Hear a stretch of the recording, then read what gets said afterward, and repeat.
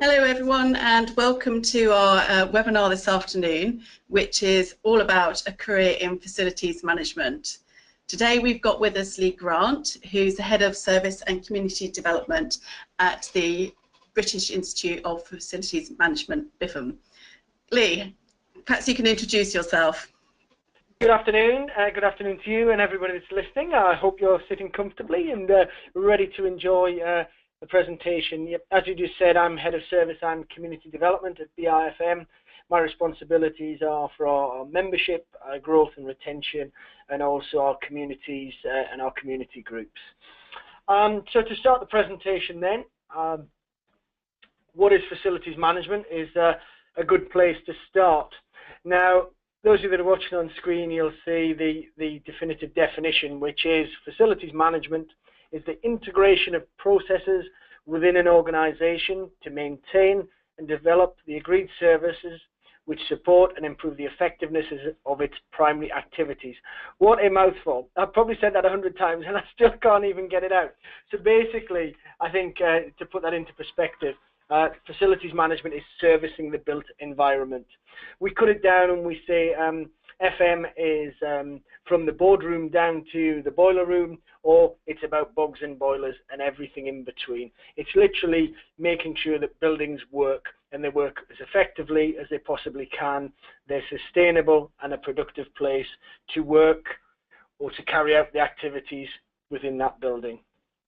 So to give you an idea of FM's making buildings work, you can see the picture there. It's a bit of a landscape of London as we know it.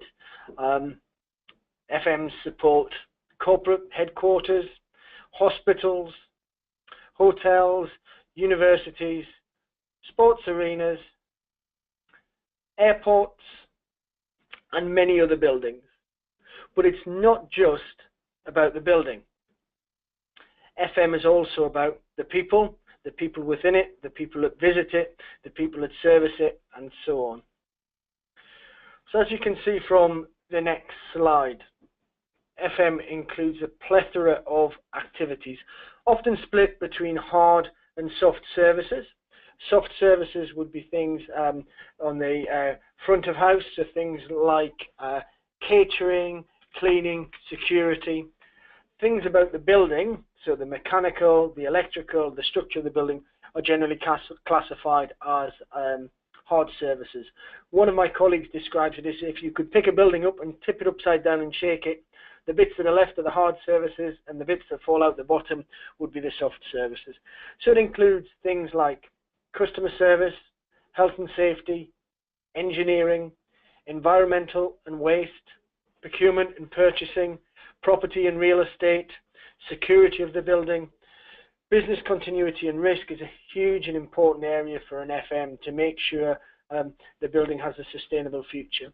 Cleaning, the front of house, catering and hospitality I touched on before, project management, mailroom and print. So that's a pretty large list, but the list of chores for an FM go a lot further than that quite regularly. FMs are from many different backgrounds, interested in people, energetic, organized, passionate, knowledgeable and happy with change, and those who on this call particularly will recognize the final trait, which is to be calm in a crisis. So where do FMs work? We can see there's a number of logos. Now these organizations are members of the BIFM. You'll see some of them are what I would call an end user, so an organization that uses facility services, and some of them that will come up in a second are service providers that actually provide services to these organizations. So to name but a few, British Airways, Camelot, the universities, HM Prison Service, the Science Museum, etc. End users, so that's not their primary function, they're there to do something else, but in order to make their building work and their business to run, they need the services of facilities managers. Many of them will have in-house facilities managers, so a team, for example, cleaning, making sure the building is secure, mechanical and electrical, the post room, the mail house, and so on and so forth. So, and there are other organizations that are set up entirely to deliver FM. So we call those the service providers. Mighty, Sodexo, G4S, Carillion, Deloitte, Sodexo. There are a number of them that are specifically there to provide the FM services. So, as I touched on, essential services, catering, security and cleaning, making that workplace a productive environment. They also look at moves and relocations and organising any relocation and the logistics that are associated with that. Issues with HR, property and other functions. BIFM, for example, is a small organisation. We've got around 40 employees in an office in Bishop Stortford. Our facilities manager is also our HR manager.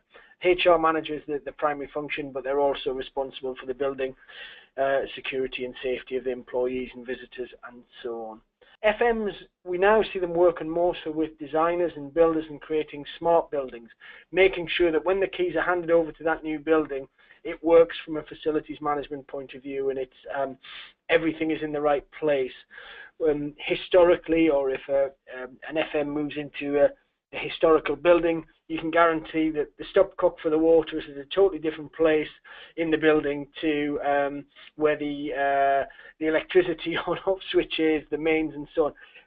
Smart buildings and future buildings are now designed with FM in mind, that if you've got one person running that building, they've got a sort of a control room mentality towards that, and that also makes the building more sustainable and helps on energy saving and so on, and the wider impact of that. So why would anybody choose to work in FM? Well, it's a growing profession. No 2 days are the same. It's really interesting because there's so many aspects of the job. It's rewarding in that the FM really has a chance to make a difference to people's lives, right from when a visitor or an employee or anybody enters that building to the point when they leave throughout. So they create the working environment and help make it more productive. As I highlighted earlier, you get to know the business from the restroom to the boardroom. There's lots of opportunities to progress and develop, in particular as buildings, businesses grow, perhaps move, purchase new properties, contract in terms of outsourcing facilities managers, perhaps to the service providers. Great opportunities there to do different things. Opportunities to travel and work overseas. Sodexo, one of our members who are a service provider, pride themselves on being the 18th largest employer in the world. So there's some massive opportunities both on the end user side and also on the service provision side. Great job satisfaction in terms of have you made somebody's day, and the salary and benefits can be quite rewarding as well. So what does it take? Communication, good people skills, good organisational skills, the ability to be reactive, to be reliable. FMs are generally team players and they have backbone. And I hope that sounds like many of you listening to this session. So the 4 key skills that FMs need: the ability to network, the ability to serve customers, the ability to manage your time, and the ability to manage projects. So what do we do? How does BIFM actually help you in terms of getting a career in FM and helping you through it? BIFM provides the professional standards, which are the functional areas of FM. So any one of our members, anyone taking one of our qualifications or attending one of our training courses, everything hinges back to the professional standards. They were written by the industry for the industry and are internationally recognized as the standards. So there are 10 functional areas: sustainability, property portfolio management, the role of facilities management, quality management and customer service, leadership and management, strategy and policy development, business continuity and compliance, business support services management, procurement and contract management, and finance and IT. So everything we do at BIFM hinges back to those 10 functional areas within the professional standards. BIFM provide qualifications. So we are the awarding body for qualifications from levels 2 to level 7, specifically to FM. They're vocational qualifications related to FM, developed alongside employers. Also now available as part of an apprenticeship in FM. We're regulated by Ofqual and accredited on the national framework, and now internationally recognised, delivering our qualifications in several countries throughout the world. So as I mentioned, we do qualifications from level 2 right up to level 7. So level 2 is the equivalent of a GCSE, level 7 at the master's degree level. So we provide those qualifications for the various stages of an FM's career. The bottom 3, level 2, level 3 and level 4, as you can see are highlighted in bold. We offer those to anybody, anywhere in the world online, whereas the level 5 to level 7 are delivered through a mixture of face-to-face and self-study linked to one of our study centres. So the membership then is aligned to the qualifications, and it's also aligned to the stage in an individual's career. So anybody starting out in FM would consider it as an affiliate member and with limited experience in FM. As they grow and develop and gain experience, we'd expect after 1 year's FM experience or a level 2 to 3 qualification, they'd move up to the associate level of membership. They'd receive the post-nominals ABIFM. With 5 years experience in FM and 3 years management, or a level 4 or 5 BIFM qualification, members can get the post-nominals MBIFM. Furthermore, to become a CBIFM, a certified member of BIFM, would expect those individuals to have a degree level qualification or higher in FM or related qualification, and also 3 years experience in FM. The fellow grade is for those who've had a sustained and significant impact on the profession, somebody who can demonstrate clear impact, a clear change for the better in what we see in FM today. So BIFM has 17,000 members to date. Of those, we have just over 100 fellows. There are around 1,000 certified members and around just under 6,000 MBIFMs, just to give you an idea of the split, and obviously the remainder split between the associate and affiliate and some of our studying members too. This graphic just shows what I've explained in pictorial format. So across the top, it gives the career level, so from support, supervisory, manager, senior to strategic level. The type of person in the next row along. So support would be something like office assistant or security personnel. Management, you get into FM or contract manager or account manager. And at the strategic level, a regional director, director of estates, and so on. The green arrows across the page show the qualifications that are relevant for that stage in the career and are also applicable to the membership application. So you recall I said for certain grades of membership, for example, the CBIFM grade, a level 5 or 6 qualification there. So as you can see, the qualifications throughout the journey or the lifetime of a person's career in FM, and across the bottom white row, or the lower level white row, will tell you the relevant member grades, so affiliate through to the certified grade on the right hand side. What we do for our members: 4 key areas: professional development, networking, information and knowledge, and recognition and industry awareness. We provide members with learning and support and advice, services to improve, extend and maximize their career opportunities within the FM industry. We share best practice to our regional and special interest groups, particularly across and through different disciplines. So our regions represent BIFM in a location in the UK or elsewhere in the world, whereas our special interest groups are the experts in a particular field, be it procurement, be it health and safety, and so on. Information and knowledge: we keep members up to date with the latest thinking in facilities management. It enables them to achieve their full potential and deliver to the best of their ability.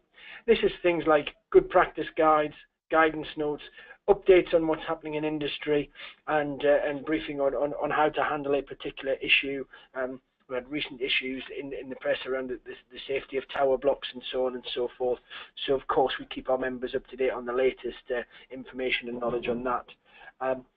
Recognition and industry awareness through the post-nominal letters, as I mentioned, the grading structure. So from ABIFM for those those on the more junior level up to MBIFM, CBIFM and FBIFM for our fellow members. So to moving down the line, we also do short course training. So I've spoken about the qualifications that we do, the vocational based qualifications linked to FM, the membership and how that fits in with an individual's career and how it can help them develop their career. The professional association, the professional membership is what employers tend to look for now to demonstrate that also, alongside the experience, they're also a member of the professional body. Training and support then, it's a short course training that we run through BIFM's Academy. We've got facilities management and people, space management, project management, risk management, to name but a few. We also work with organisations strategically to develop their business strategies, and we can also create bespoke training packages in-house for either end users or the service providers. The Academy is something that we've launched very recently, and actually our first course was delivered yesterday, so it's September 2017, and our first course for it, FM, was delivered yesterday. Historically, we've outsourced our training to other organisations, and now it's in-house under the Academy banner. So I think that's it from me in terms of the presentation, a whistle-stop tour to a career in FM, what BIFM can do to help. I hope you've enjoyed it. I think there are a few questions that I'm going to be asked, so happy to. Thank you very much, Lee. That's a really quick run round of some of the key areas, and I know there's some questions. We've got some questions from those from people in advance. So the first one I've got is, we talked about yourself in terms of some of the qualifications that you award, but are there any other awarding bodies for facilities management qualifications? Oh, well, we consider ourselves as the recognised body. The qualifications that we do are internationally recognised. We work with several partners to deliver that. So, for example, Liverpool, John Moores University, various others, London colleges and so on, Anglia Ruskin. There are a number of what we call our associated organisations, recognised centres, who deliver the FM qualification. As part of that, they're delivered through the university, either face-to-face or distance learning, and associated with BIFM. Okay, that's great. And one of the other questions are, does everyone in FM have the qualifications, or just some have them? I mean, are they essential, I suppose, to get a role in FM? Really, really good question. It's not mandatory to be a member of the professional body. It's not mandatory for an FM to hold a qualification, like some other industries and professions, such as accountancy and so on. It's not mandatory. So it's optional for the individual. What we're seeing now, though, I mean, FM is sort of relatively new in its. We've been around for 24 years as an organisation. FM slightly longer, and we're even finding now that people are still just falling into the FM profession. It's not something that's been considered a career route or a career of choice in the past, but we're working now particularly with schools and colleges and universities to make that happen. And what we are seeing now is that that school leavers are choosing FM as a career. I was at the event I mentioned last night, and there was 3 individuals who were on a graduate training program in facilities management for one of the large service providers. So we are seeing it more now that organisations are asking for it, in terms of you must be a member of the professional body as a must-have rather than desirable on a job specification. And also recruitment consultants. There are a number of specific recruitment consultants asking for either a qualification in FM or the professional association through membership. Oh, that's great, thank you. So I suppose you've given us a little bit of a run round of some of the organisations and the types of organisations where they're recognised for facilities management roles. But if you were to pick those out, which ones would you say are the major players for facilities management?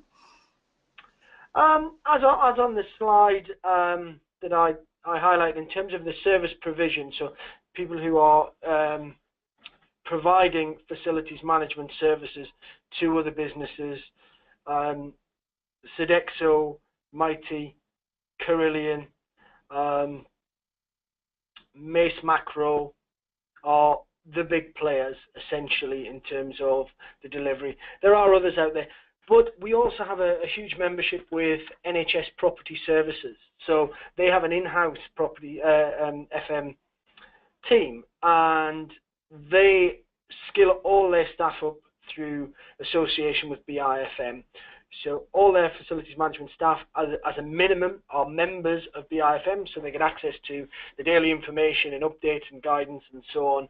And their senior staff are also qualified up at the MBIFM or CBIFM level, so they're bought into us as an organisation. And another question we've had in is about commercial experience. There'll be many of you out there who've got lots of experience in the military of different areas of facilities management, but quite often come against employers who say, but you've got no commercial experience. So have you got any tips at all to how we overcome that, or how ex-military people overcome that? I think it goes back to the FM professional standards, and I think that one from conversations I've had with ex-military personnel in the past, it's that finance area specifically that they perhaps can't illustrate or haven't illustrated well enough. And I think just preparing yourself for that question, it's one of the functional areas, and no matter what you've done, how big or how small, I think it's evidencing that up front. It's not hiding and waiting for the question, it's about demonstrating at the start. So through the CV, in interview, actually putting that out there to demonstrate that this is what I have done, this is my experience in financial management. It might be procurement in terms of supplies and services and so on. Whatever that is, don't hide it, bring it to the fore. Okay, and another question generally about getting into facilities management roles. Are there any options of getting job placements at all with facilities management employers? Yes, but not through BIFM. What I would recommend, so I've just gone to the BIFM homepage, and I'm scrolling right down to the very bottom, and there's a little red box there called Find a Supplier. So the suppliers directory is there, and you can search that either by company name or by category. You can see the list of FM recruiters there. So I think that would be a useful place to start. The recruiters as well, I think, specifically to look at who's employing, what sort of schemes are available. We've now got the modern apprenticeships, so therefore, people in all stages of their career, working apprenticeships available as well. I would be doing your searches online for apprenticeships, placement opportunities in FM, and it's the best place to go. We've also got the job pages on our website as well. Okay, and in terms of obviously applying for jobs, I suppose one of the key things is trying to identify from your experience what might be relevant to employers. So is there anything that immediately springs to mind in terms of skills or knowledge that someone might have got from the military that is very attractive to employers? I'll not repeat what I said about finance, but I think that's pretty important. I also think that, and I know having spoken to a number of ex-military personnel at the events that I attend for the Officers Association, it's translating that CV into civilian language in a lot of cases. It can be a challenge. So I think the advice I would give, if you're purely going for a role in facilities management, dig out those professional standards, those functional areas, the 10 functional areas. So what I'd be looking at in terms of evidence is evidencing at least half, if not more than half, of those areas, and really highlighting, what the role in the military has done to prepare you for facilities management. It might be, for example, the logistics and procurement and all that rolls into a move, an operation that you've been involved in. It's trying to link that, what you've done, to what an FM would do in civilian life. So how can and I'm not ex-military myself, so I won't pretend to be, but how can an operation, a military operation, how can you relate that to an office move, to contracting, to procurement, and so on and so forth? So it's finding the relevant way to explain that in civilian terms. So that wheel is a great starting point then to sort of start pulling out your experience that's relevant, using that as the framework to actually put your experience. Yeah, the areas are there, and I think I would pull out at least half. Don't ignore the finance one, because I know from talking to many ex-military employees now that is where they're getting hung up at interview or on CV. So I think drag out any little bit you can to highlight that you have got experience in financial management and control. Okay, and final question we have is if you've only got a limited funding for training, and I think one of the delegates today mentioned 2,400, so I'm assuming that's probably a military grants or learning credit. Where is it best to spend that money? Okay, well, their options are there. So you've got what we do is qualifications, training, and professional development. From what I hear, many people do the Prince 2 project management qualification on leaving the forces, and there is that many people with that qualification now. It's not differentiating them in any way, shape or form. If it's facilities management you want to go in, I'd look at a BIFM qualification. What level? There's levels 2 to level 7, 2, 3 and 4 online, available within that budget, and there are various grades within that. We do an award, certificate and diploma for each of the levels 3 and above.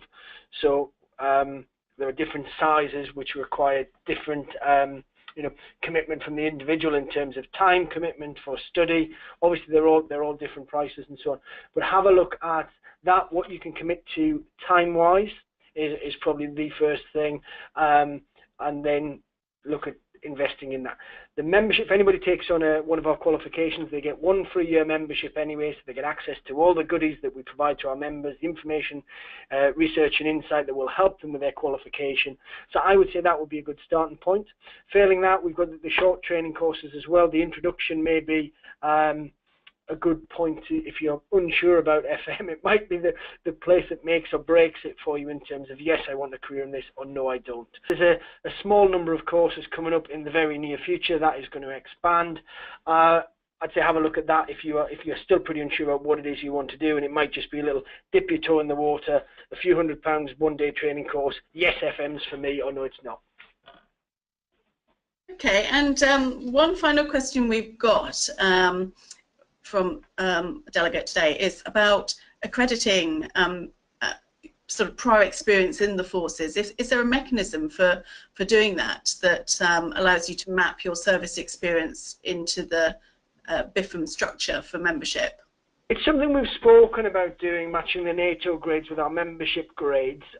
It's not done in that way as such, but for the MBIFM grade that individual asks, the member grade, we ask for 5 years facilities management experience and 3 years management experience within or in addition to that. So providing they can evidence through their CV and their current role description or a summary of activities carried out, and they link back to those 10 functional areas as I've highlighted, there wouldn't be a problem. They'd be assessed as the same as any other member. It's just a case of evidencing that in a CV and a role description and or a summary of activity. And if you want to put yourself forward for assessment, what's the process for that? Is it quite straightforward? Fairly straightforward. Online membership, join BIFM, apply online, my application. Ready to apply, click on the grade below. We've also got an assessment tool that will roughly help you as to which grade you should apply for based on your experience. What should happen when you click on any of the buttons, it will take you to the process, and it literally is a CV and a job description and a reference from your employer or somebody more senior than you in the organisation. So it's literally that simple. And the slide you showed previously sort of inferred that you needed to have a qualification as well as that experience. Is it either or do you actually need both to move up to the different levels? On the grade, Depends on the grade. So up to MBIFM, the member grade, you can get in with through an experiential route only. So if you've got 5 years experience and 3 years management, you can get in with experience only. The certified grade, you must have a qualification and a mixture of experience. And there are different routes. Yes, and this is a slide that demonstrates the mixture of experience. So affiliate is no experience, literally somebody that's interested in FM. The associate, you can become with a level 2 or 3 or above and at least 1 year's experience in FM. The member I explained, 5 and 3 years, or with a relevant qualification as an alternative, but the CBIFM must have the relevant qualification. The levels of qualification are through the middle on the green bars and the member grade across the bottom. Does that help? I think that explains it very well, Lee. Thank you very much. I just want to say, Lee, thank you so much for giving the presentation today. And to everyone in the audience, Lee has very kindly said that if you had to get any further questions following on from this presentation, that he's very happy for you to email him, and obviously the details are on this slide. Similarly, if you would like us to send you a copy of this slide pack, then again, if you'd just like to email Pete Liddle in the Yorkshire office, in the York office, he can make sure that those get sent to you. His email is p.liddle@officersassociation.org.uk, and we'll get those out to you, as I say, as soon as possible. So if you have got any supplementary questions, then obviously it's a great contact to get in touch with Lee.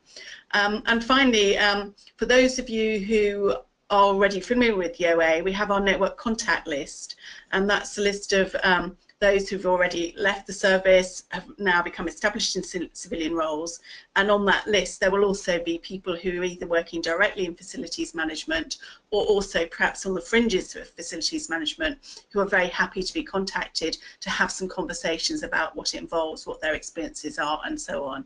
So this has been very much an introduction, but again, we can put you in touch with those in different sectors if that would be of help. And I think, Lee, really just over to you. I don't know if you've got any last thoughts you'd like to leave with anyone. I think what we find at BIFM is that ex-forces are fantastic FMs. There are many of them in our membership.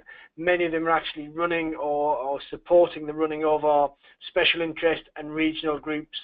We've got at least one on our board, our non-executive directors at the moment, and it just works. The skills, the experience, the attitudes that servicemen and women have fall very, very neatly into making a great FM. And I think the hardest point, the pinch point, is what we've addressed in some of the questions, is making sure that the CV is relevant, and also making sure that they can evidence experience that will provide to a potential employer or recruitment officer, whatever it might be, that those skills are FM skills, and it's that conversion piece really that is the challenge. I think the job at the end of the day will probably be the easy part. It's that transition into the civilian role and the FM role, and I wish everybody good luck with that.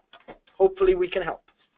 Thank you very much, Lee, and once again thank you to the audience today. Hope you've got something from it, and if there is any follow-up feedback, then again please do contact Pete at the York office, and we'll be pleased to help you, and good luck in your bids to become facilities managers.